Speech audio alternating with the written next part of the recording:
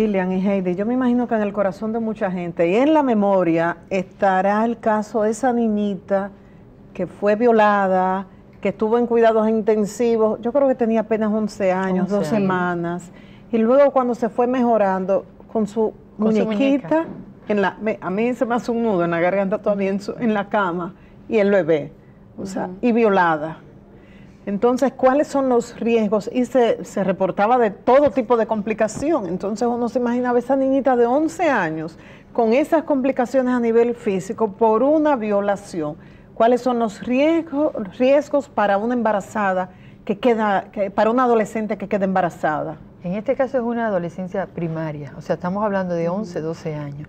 Los riesgos para el embarazo a temprana edad en la adolescencia están muy descritos, sobre todo la hipertensión del embarazo, la preeclampsia o eclampsia, que dicho sea de paso, es la principal causa de mortalidad materna. Que a ella se le presentó. Que a ella se le presentó, pero eso está muy conocido en el mundo y en República Dominicana. Esa es la principal causa, pero eso va acompañado también de amenaza de parto prematuro y de otras complicaciones que trae para la salud de la madre que ponen en riesgo la vida de ella. Pero la causa más importante de muerte en República Dominicana a todas las edades, pero sobre todo a temprana edad en la adolescencia, es la hipertensión del embarazo, la preeclampsia o eclampsia. Algo importante es que cuando una mujer está embarazada, independientemente de la edad, cuando cae el producto de la concepción y empieza a crecer, todos los nutrientes que recibe esa persona van directamente a la criatura. Entonces ella deja de percibir estos nutrientes. O sea, tú ves que la madre está desnutrida, pero el bebé nació aceptablemente bien. Entonces, esta niña que no ha terminado de crecer, que sus huesos no han terminado de solidificarse, o sea que su cuerpo no ha terminado de crecer, ha tenido un embarazo a temprana edad y eso troncha su crecimiento físico y hormonal. Entonces, esta niña pone en riesgo su vida por múltiples causas. Estas son las causas orgánicas, pero también aumentan los partos prematuros, aumentan la cesárea, porque la pelvis no se dilata, porque no es una mujer todavía para llevar a término un embarazo, aunque si logra embarazarse, no necesariamente lleva a un feliz término un embarazo y sobre todo un parto. A nivel psicológico te puedo decir que esta adolescente va a vivir un estrés postrauma, que es un trastorno luego de una violación, que obviamente es el acto extremo de agredir su cuerpo, va a vivir en depresión, va a vivir ansiedad, va a vivir aislamiento, va a ser discriminada. Esta niña va a tener todas las consecuencias producto de una violación, y si a eso tú le agregas que es sometida también al escarnio público, porque de repente todo el mundo sabe quién es la niña violada, le ponen las comillas, es estigmatizada dentro de la misma comunidad. ¿Cuál es el rol de los padres? Mira, el rol de los padres es orientar, pero muchas veces los padres y las madres, porque tenemos que recordar que el 50% de los hogares, por lo menos en la ciudad, son madres jefas de hogar. Y hay múltiples trabajos, el trabajo fuera del hogar y el trabajo en el hogar, más el cuidado de los hijos y las hijas. Pero muchas veces ellas no tienen la información y tú no puedes dar lo que tú no tienes. Muchas veces ellas no saben nada de cómo planificarse y muchas veces ellas también se embarazaron en la adolescencia. Entonces, no podemos descansar en la madre, porque son muy pocos los padres en esta sociedad que hablan con sus hijas y con sus hijos, sobre todo con las hijas, de cómo prevenir un embarazo no deseado. Eso es un tema que se lo dejan a las mujeres, como que el hecho de nacer con útero y ovario te da la información necesaria de cómo controlar tu fertilidad y preservar la vida. Entonces, el rol de nosotras las madres y de los padres es orientar y sobre todo mantener el canal abierto. Hemos visto en muchos casos que la madre no sabía nada, porque ese es un tema tabú, es un tema que no se habla, pero es que estas madres fueron educadas por madres que tampoco le hablaron y como te dije, no podemos dar lo que no tenemos. ¿Ves eso en consulta, en la terapia sexual? Muy seguido. Desconocimiento. Total, mujeres que ni siquiera conocen sus órganos genitales, mujeres que no conocen su vulva, que confunden el introito vaginal con el meato urinario y el clítoris, eso es un apache, no lo conocen tampoco. Entonces, obviamente, toda esta carga de culpa, de vergüenza, porque el cuerpo de la mujer es sinónimo de pecado y de dolor, de vergüenza, asimismo lo transmiten a sus hijas y estas a su vez por desconocimiento obviamente van a actuar. Ya recientemente vimos en los periódicos fotografías de la primera dama entregando un kit de vitaminas y eso ayudando a las mujeres embarazadas. ¿No? Tenía un título muy interesante, como comenzar a la vida, ayudando al inicio de la vida. Todo muy bien. ¿Cuál era el problema? Que las receptoras de este kit eran niñas, o sea, niñas que uno se imaginaba que podían estar recibiendo una computadora, una beca de estudio, y eran las que aparecían. Recuérdennos estadísticas, las mostramos en principio en este programa. Lilian, ¿manejas otros datos que nos puedas decir? Mira, lo importante en esto es hacer la relación del embarazo en adolescencia con la pobreza. Es imposible sacar de la pobreza a una población con una tasa de embarazo en la adolescente como la que tenemos en República Dominicana.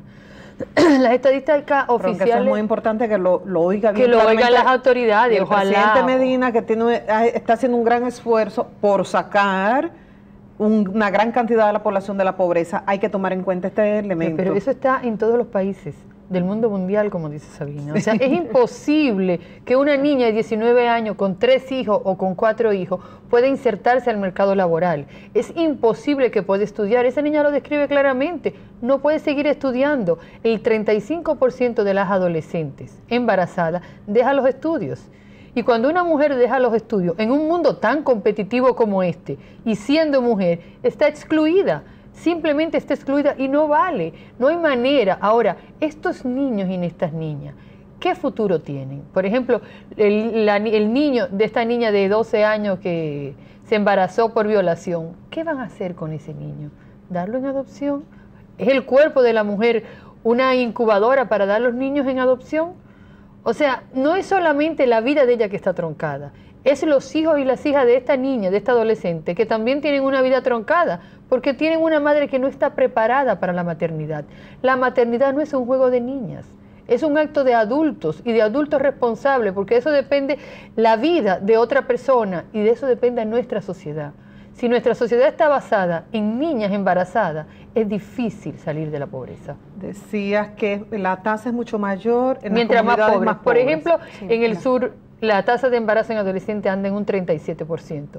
Esto quiere decir que de cada 100 niñas, 37 está o ha estado embarazada. En el resto del país, cerca de... En el resto de la estadística en general hablan de un 21%, pero creo que se quedan cortas de todas formas, porque la maternidad en la Altagracia, que es una maternidad donde se reciben de todas partes, pero sobre todo de la ciudad, el año pasado el 29% de todas las embarazadas eran adolescentes. 29%. O sea, estamos hablando de cifras inaceptables de mujeres que van de niñas que van a dejar la escuela, de niños y niñas que van a tener una madre adolescente, por lo tanto que no está comprometida en la mayoría de los casos porque ella no conoce todavía su propio proyecto de vida. ¿Cómo se va a dedicar a darle a otra persona el sustento para que tenga su proyecto de vida personal? Y luego uno escucha historias como el niñito que estaba en el corral y entonces cayó algo y lo mató. Entonces la mamá, 17 años, que uno concluye, ¿será negligencia o qué? Inmadurez, falta de compromiso. Insisto que la maternidad no es un juego de niños y sobre todo que nuestras niñas merecen vivir su infancia. La infancia es una etapa vital en la vida y muy bien tú lo puedes describir. O sea, es una etapa tan importante de quemarla y allá se le troncha. Porque se empieza a vivir ciclos de la vida que no van acorde a mi edad cronológica. ¿Qué pasa cuando yo soy adolescente? ¿Cuáles son mis campos de interés? Los estudios, las amistades y tal vez un noviecito o una noviecita para compartir, hablar mucho por teléfono, salir a pasear y todo esto. Cuando estamos ya en la adultez temprana, seguimos con proyectos de vida educacionales, como es ir a la universidad, graduarnos, tener un mejor trabajo y luego ya entonces ir teniendo otros intereses con más compromiso y vivir en función de mi edad. Cuando usted no cumple una etapa, pasa a la siguiente con esa deuda y más adelante la va a asumir y la va a querer pagar, pero sucede que ya el tiempo pasó. Lo más grave es si un embarazo troncha esos planes de estudio, la oportunidad de desarrollarse, lo más grave es que son reincidentes. Si uno las ve con 16, 17, 18 años, con más de un bebé. Vamos a escuchar estos testimonios. Tengo 14 años, tengo 8 meses de embarazo, vivo con mi abuela. Comencé a tener relaciones a los 13 años. Mi abuela me apoyó en el embarazo, mi mamá, mi papá, toda mi familia. Yo no le hubiera explicado a mi abuela que hubiera tenido relaciones sexuales. Entonces, ellos se dieron cuenta por sí mismos cuando salí embarazada. Bueno, cuando yo me di cuenta que salí embarazada, mi reacción fue, me asusté mucho. Decía que no lo quería, que yo no quería, que no lo quería. Yo decidí tener la niña porque mi familia me apoyaron. El papá del niño es mayor de edad, pero no estamos juntos. Mi infancia fue muy triste, porque vivía con mi padre y nunca me comprendía. Mi madre me abandonó cuando tenía 2 años, nunca me llevaron a un parque, nunca me llevaron a salir, nada, solamente maltrato e incomprensión. Y entonces, nada, me crié con mi abuela, a los 14 años de edad me casé con mi novio, viví en su casa unos varios años, tengo una niña de 6 meses, ahora estoy embarazada. Cuando supe la noticia de que estaba embarazada por primera vez, me asombré mucho porque no era mi tiempo, porque tenía 16 años y tenía muchas metas para mí. Pero ya estaba ahí, ¿qué podía hacer? Nada, tuve mi niña, ahora salí embarazada, sí, ahora pensé abortarlo por la gente que me jodí, que ahora no voy a tener futuro. Entonces, nada, con mi niña seguí estudiando, nunca paré el estudio para darle un buen ejemplo a mi hija. ¿Cómo te digo? Ya yo lo que asumí mi responsabilidad, yo dije, bueno, ya de niña a mujer, al momento que me enteré, no lo creía, miré mucho la prueba de embarazo, mucho, hasta pensé en repetir, mira, o sea, tú sabes que uno es joven, uno quiere salir y hacer sus amistades y cosas, pero no se puede ya así, con un niño, ya uno tiene ya que dedicarse a lo que tú decidiste ser madre. Dice ella que no le quedaba otra opción más que dedicarse a eso, a ser madre. Claro, porque es parte de lo que le toca ahora en su ciclo vital, pero es interesante ver que tenemos que hacer una diferencia entre un embarazo en la primera infancia, 12, 13 años, y estas chicas que ya tienen 17 y 18, obviamente su visión va a cambiar muchísimo porque no están maduras, pero están más cerca de la madurez que en un primer momento. Es interesante hacer notar que ella decía que no recibía buena educación, no recibía un acompañamiento apropiado y que obviamente en función de eso, pues hizo lo que le tocaba. Recordemos que en la adolescencia se va a experimentar el deseo sexual, que es sano, es normal, pero las madres y los padres no saben manejarlo porque desconocen esta parte natural del cuerpo. Cuando un adolescente recibe buena información, va a saber que esto se va a presentar, pero lo puede manejar. Esta niña, esta joven de 18 años, ya a los 18 años con 2 hijos y sin ningún proyecto de vida, como que le cayó y le tocó. O sea, le estamos quitando a la niñez, le estamos quitando la posibilidad de vivir una vida plena, de desarrollarse como ser humano, como lo que es. Las autoridades deberían de pensar, hay campañas para evitar la diabetes, hay campañas para evitar la hipertensión. ¿Por qué no hacer campañas comprometidas, reales, efectivas, que hay muchísima publicidad para evitar los embarazos no deseados, para evitar las muertes maternas con educación y con prevención? ¿Por qué solamente darle asistencia después que ya están embarazadas? Que lo más que podemos hacer es subir sus niveles nutricionales y nada más, porque esta niña de 11 o 12 años que salió embarazada por violación tuvo 5 chequeos prenatales que no sirvieron para nada.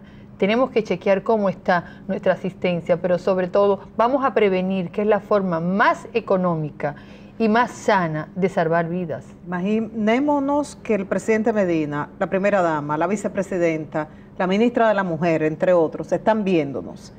¿Qué ustedes le pueden recomendar? Una sola acción, ¿por dónde comenzar para cambiar esta situación? Brevemente. Educación. Definitivamente tenemos que educar. En las escuelas, en los medios de comunicación. En todas partes. La educación sexual tiene que formar parte del currículum de educación. Pero ¿quiénes van a dar esa educación? Personas que estén formadas en el tema, libres de tabúes, de miedos, de deudas emocionales, porque no podemos dar lo que no tenemos y obviamente lo que no manejamos. Entonces, esa pelota cae en la cancha de la ministra Josefina Pimentel, ministra de Educación. Y de Yo tu parte, entiendo Lilian, que la educación sexual es básica, pero la sexualidad es sana. La sexualidad tiene que ser agradable, divertida, pero con protección. El derecho a la vida sexual es un derecho humano. Y es importante entender que ningún hombre, ninguna mujer, ninguna niña, ningún niño le pide permiso ni a la mamá ni al papá para tener vida sexual. Tenemos que ponerle unas botas bien fuertes a nuestros hijos y nuestras hijas para que cuando entren en el camino de la vida sexual y reproductiva no tengan complicaciones y no pongan en riesgo su vida. El acceso a anticonceptivo es un derecho humano. ¿Por qué negárselo a la población dominicana? ¿O es que sus hijas y sus hijos no tienen derecho a anticonceptivo? ¿Por qué negárselo a las otras personas? ¿Por qué ellos no pertenecen al grupo privilegiado? Yo pienso que la responsabilidad de las autoridades es salvar vidas. recordando lo dicho por nuestras dos invitadas, este plan para combatir la pobreza no dará resultados si no vemos con atención este tema de embarazos en adolescentes. Y lo primero para hacer, educación sexual. Muchas gracias y hasta un próximo encuentro. Nosotros regresamos en breve.